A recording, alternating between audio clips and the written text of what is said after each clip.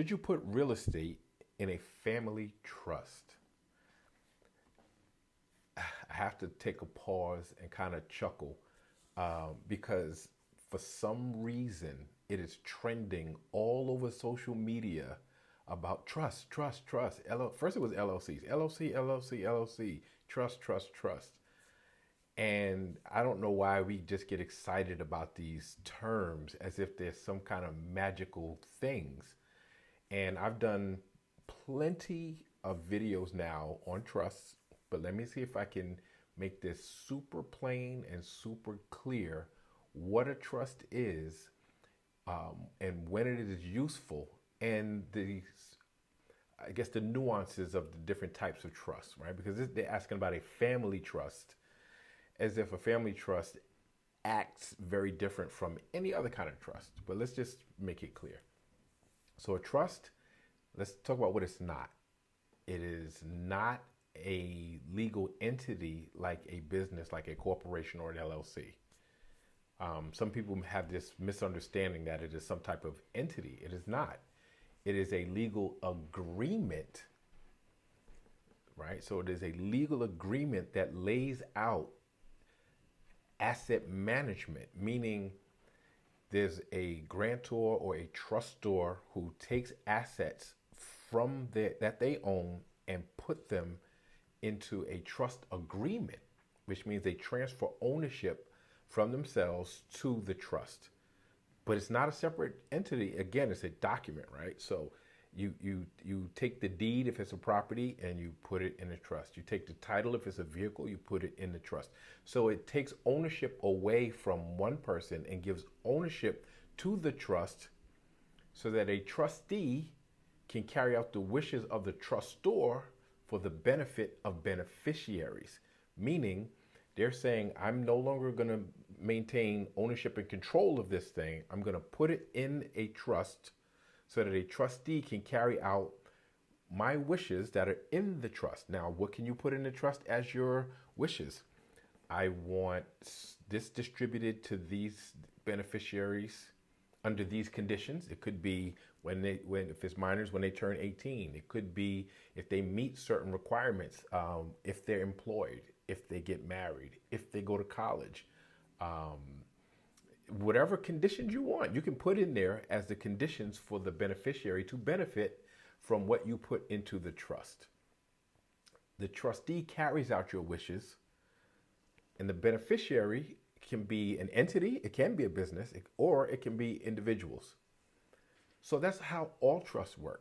Now, they're either irrevocable, meaning once you write it, it's set in stone and it cannot be changed, or it's revocable, meaning while you are living, you can make changes to this document and change it however you want, but upon passing, then it becomes irrevocable.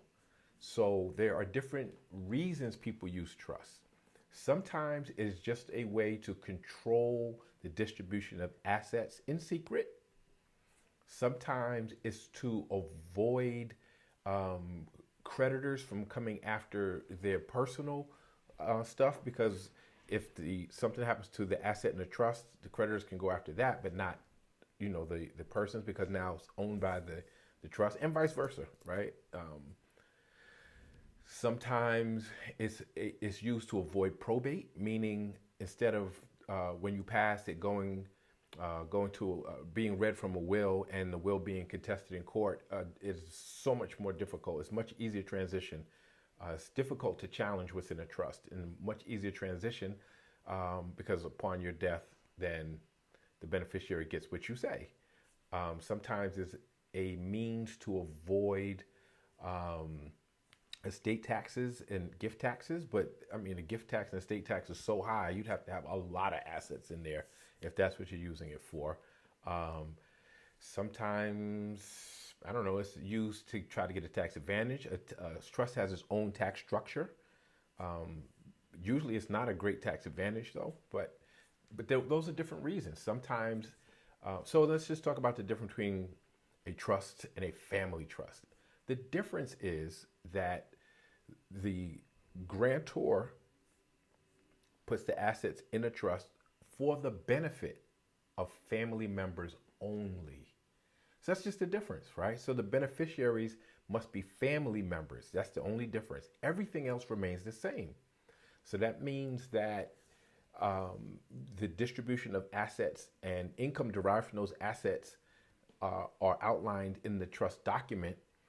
And here's another difference. You can be the grantor and the trustee if it's a irrevocable trust.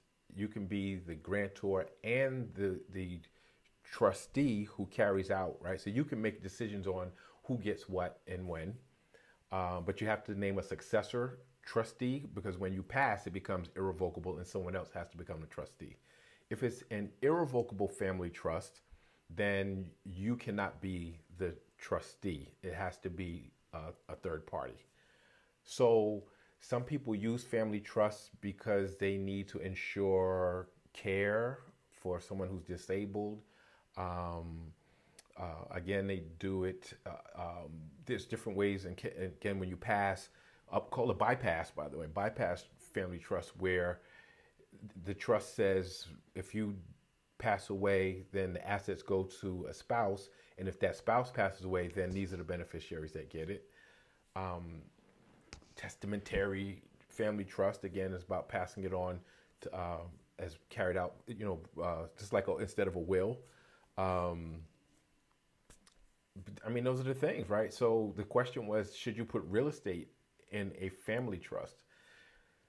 You can put anything in a family trust, any asset, anything of value, anything. So again, you can put your vehicles, you can put your money, you can put your investment accounts, you can put your real estate, you can put anything. It's not something that's specific to real estate. The issue is it a tool that you need, right? Do you need this as a tool for you and your specific needs? As a family trust, do you want to ensure just family members get it? And what are you using it for? To pass it on when you pass away? Are you using it because these things are making income and you want to pay income or something to family members? It depends, right? That question is, it really depends on what your needs are. And it's not some magic tool. There are plenty of tools, but you have to remember, once you put anything into a trust, you are giving up ownership and control. It belongs to the trust for the benefit of others. So it's not an automatic that anybody who gets real estate should do that. And when you say real estate, what are you talking about? Your home? Do you want to put your home in there? Are you talking about income producing, real estate rentals? It depends. There's no way to really answer that definitively, except you have to know what your needs are, what you're trying to accomplish with it, and is this the right tool for what you're trying to accomplish? So hopefully that gives some clarity on trust. And this is again why I say stay off the reels and the TikToks for your financial advice, because it's trending like crazy in these little short reels, and people are thinking, oh, I might be missing something, must be missing some tool of the rich. And you're not missing anything. You're not missing anything. Every tool has its place, and you have to use the right tool for the right occasion. So you have to really determine what it is you want to accomplish and what's the best way to do that, because there are multiple ways to do everything. So I'd love to hear your comments, but please like, share, subscribe, keep the questions coming, and I'll see you next Tuesday.